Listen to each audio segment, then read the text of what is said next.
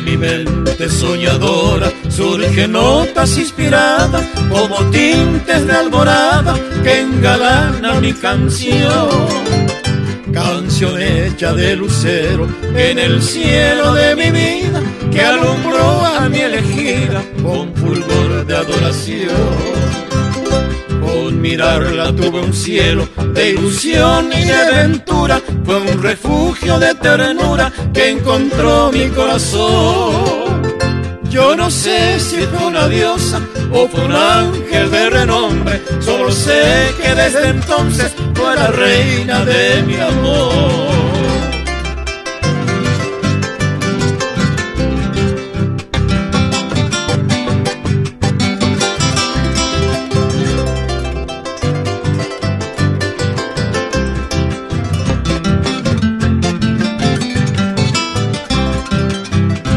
Ella es joya, luz del alba, mi adorada flor morena, la mujer más tierna y buena, relicario de virtud.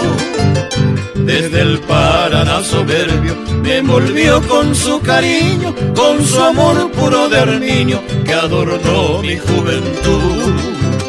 Es mi anhelo con la brisa, con los prados y los ríos, enjollar el canto mío y ofrendarla bajo el sol.